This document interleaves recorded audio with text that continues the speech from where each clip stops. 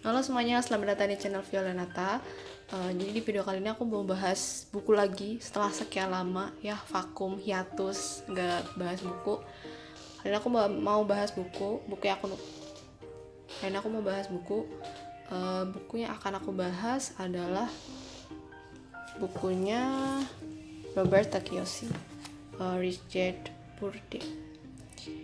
Jadi buku ini sempat aku unboxing sih bareng yang Power of Language itu. Cuman karena ya sebenarnya video itu kan udah lama ya, cuman karena buku ini cukup berat, jadi aku bacanya kayak pelan-pelan banget, terus diulang-ulang segala macam, akhirnya baru selesai.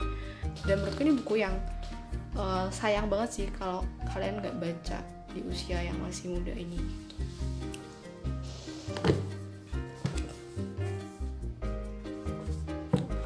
Kita akan bahas bukunya Rich Dad Poor Dad. Apa sih isi dari buku ini? Jadi buku ini akan mengajarkan tentang gimana sih pola pikir orang-orang kaya terhadap keuangan mereka. Karena yang kayak kita biasa lihat di kehidupan sehari-hari gitu ya, atau di sosial media lah, bahwa orang yang kaya itu biasanya lebih gampang untuk kayanya. Gimana sih caranya mereka, mindsetnya tuh gimana untuk mengelola uang. Nah, buku ini mencoba untuk menjelaskannya. Ini berdasarkan dari pengalamannya Robert sendiri ya.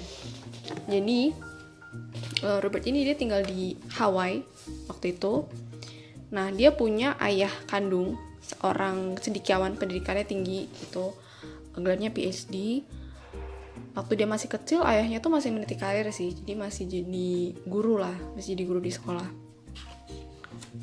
Tentang keuangan sendiri, keluarganya Robert ini dibilang miskin banget juga, ya enggak, tapi dibilang kaya juga enggak. Jadi ya masih yang kayak istilahnya katanya tuh yang menengah lah ya. Mungkin kalau di Amerika ya dilihatnya miskin, cuman kalau misalnya dilihat secara ini sih kayak masih golongan-golongan menengah gitulah.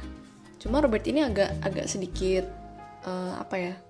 resah istilahnya. Dia resah karena dia tuh tinggal di kawasan yang sebenarnya isinya orang-orang menengah semua, cuma dia sekolahnya itu di tempat anak-anak kaya. Jadi dia tuh ngeliat teman-temannya yang lain pakai mobil, terus ya pakai barang-barang merek segala macem. Sementara dia dan temennya Mike itu ya anak biasa gitu. Ya bisa dibilang kasarnya miskin kayak gitulah dibanding teman-temannya yang lain. Akhirnya si Robert kecil ini nanya ke ayahnya, yang ayah kandung itu, gimana sih caranya biar bisa kaya. Cuman karena si ayahnya yang ayah kandung ini dia kan kerja kantoran, jadi dia kayak bingung juga mau jelasin, mau ngasih taunya bingung. Akhirnya dia nyuruh untuk kenapa nggak belajar sama ayahnya Mike aja, karena ayahnya Mike itu dia satu bank, terus bankernya tuh bilang kalau ayahnya Mike itu pintar menghasilkan uang. Jadi dari situlah akhirnya dimulai pembelajaran secara langsung Robert dan Mike terhadap uang melalui ayahnya Mike. Jadi dua orang inilah si ayah kaya dan ayah miskin tadi.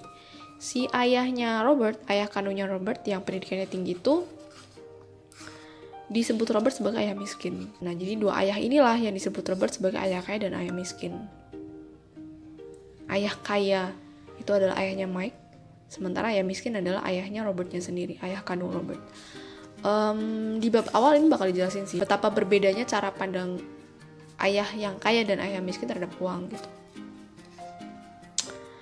Ayah miskin dia bilang bahwa uang itu nggak penting, sementara ayah yang kaya menyebut bahwa uang itu penting dan uang itu adalah segala sumber kekuasaan kayak gitu. Nah, dari sini yang akhirnya mulai bikin Robert jadi berpikiran lumayan terbuka ya, antara dia kan dapat dua ideologi nih istilahnya, dapat dua pilihan, antara dia mau ngikut pendapatnya ayahnya kandung dia atau pendapatnya ayahnya Mike. Cuman ketika dia akhirnya disuruh belajar langsung sama ayahnya Mike dengan kerja langsung freelance gitu ya di tempat tokonya ayahnya Mike, dia akhirnya belajar untuk gimana caranya menghasilkan uang. Dari mulainya ini kayak bikin kayak contohnya membentuk kemitraan, terus caranya dia untuk melihat peluang, dan ya dalam dunia bisnis lah intinya kayak gitu.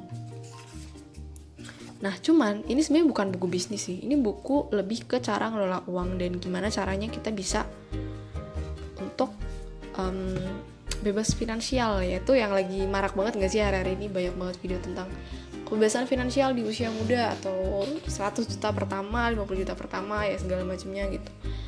Cuman dari buku ini sebenarnya nggak hanya tentang pengusaha.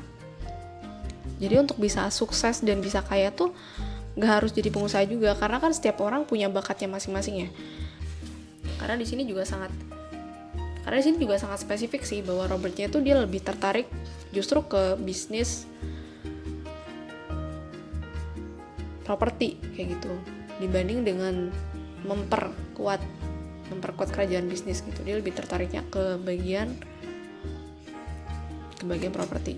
Cuma gimana caranya dia untuk ngeliat peluang aja.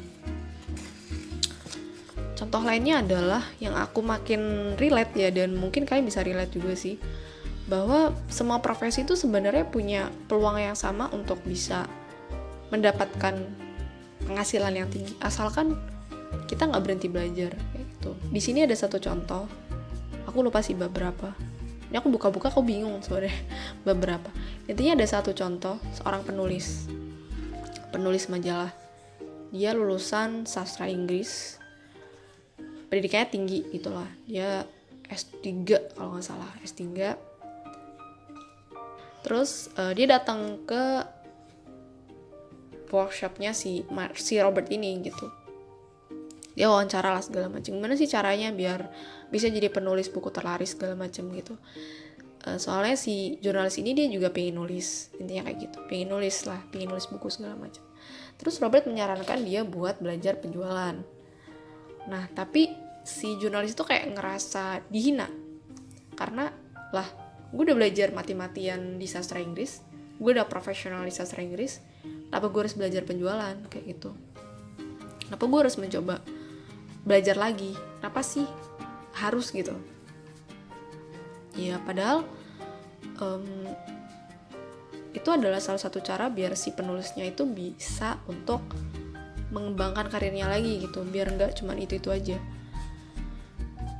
Cuman kadang memang gengsi orang untuk mulai lagi, untuk belajar lagi, ini bisa jadi refleksi diri juga sih. Kayak kita tuh selalu harus belajar dimanapun dan harus mencoba apapun selagi masih bisa, selagi masih punya waktu dan masih punya tenaga. Tapi kita nggak coba untuk belajar, untuk mengembangkan skill dan segala macamnya. Seperti itu. Ini bisa buat belajar sih, renungan segala macam.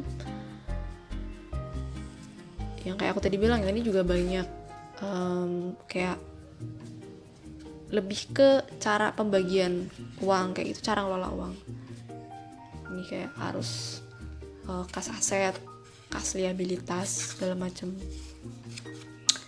Dan bahasanya tuh sebenarnya bahasa yang bisa diserap. Cuman karena ini kan bukan fiksi ya, non fiksi, memang godaan sih. Agak ngantuk gitu. Kadang gue baca ini ngantuk, ketiduran gitu ya.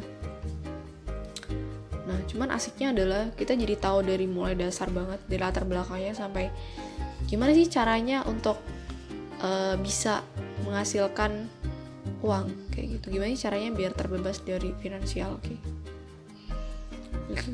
Memiliki kebebasan finansial, dan sebenarnya gimana sih cara pandang orang-orang kaya tentang uang. Karena iya gak sih, kayak orang kaya tuh bisa lebih kaya dengan mudah, sementara orang yang miskin kayak susah banget untuk keluar dari kemiskinan gitu.